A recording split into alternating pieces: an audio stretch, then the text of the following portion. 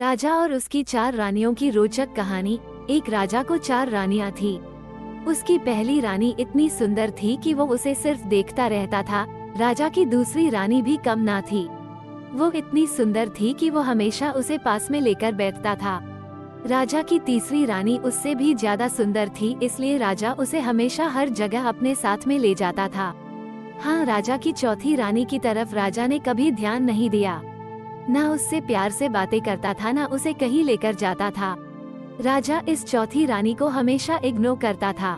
समय बीता, राजा बूढ़ा हो गया और वो समय भी आ गया जब राजा अपनी आखिरी सांसें गिन रहा था। अपने आखिरी समय में राजा ने अपने पहले रानी को अपने पास बुलाया और पूछा कि क्या वो उसके साथ मरने के बाद भी जाएगी। रानी ने साफ साफ मना कर दिया और कहा वो राजा के साथ कहीं नहीं जाने वाली। राजा को बड़ा दुख हुआ। फिर राजा ने दूसरी रानी को अपने पास बुलाकर यही सवाल किया।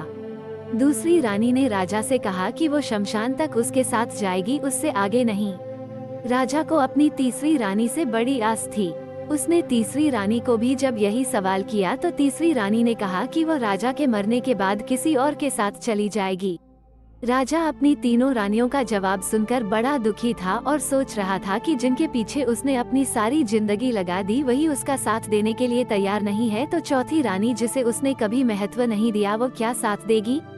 चौथी रानी खुद ही राजा के पास आई और राजा के बिना पूछे ही उससे कहने लगी कि वो हर उस जगह जाएगी जहाँ राजा जाएगा। स्वर्ग हो या नर्क, कोई भी प्राणी का जन्म हो, वो कभी राजा का साथ नहीं छोड़ेगी। अपनी चौथी रानी का जवाब सुनकर राजा की आंखों से आनंद के आंसू आ गए और उसने खुशी खुशी अपने प्राण त्याग दिए। दोस्तों, कौन था वो राजा? कौन थी वो 3 रानियां जिन्होंने राजा को आखिरी समय में ठुकरा दिया? और कौन थी वो चौथी रानी जिसने इतना ठुकराए जाने के बाद भी राजा का साथ अंतिम समय तक दिया? राजा कोई और नहीं, हम स्वयं है। पहली रानी हमारा शरीर है जो मृत्यु होते ही हमारा साथ छोड़ देता है। दूसरी रानी हमारा परिवार, रिश्तेदार या समाज जो शमशान भूमि तक साथ देता है। तीसरी रानी जो मृत्यु के तुरंत बाद किसी और के साथ चली जाती है, वो हमारा धन, प्रॉपर्टी है। अब सोचिए चौथी रानी कौन होगी जो हमेशा हमारे साथ जाएगी और जिसको हम कभी महत्व नहीं देते। वो रानी है सद्भावना और निस्वार्थ भाव से किए गए पुण्य कर्म। अगर आपको हमारे थॉट्स अच्छे लगे हो तो हमारे चैनल को सब्सक्राइब करें और कमेंट करें।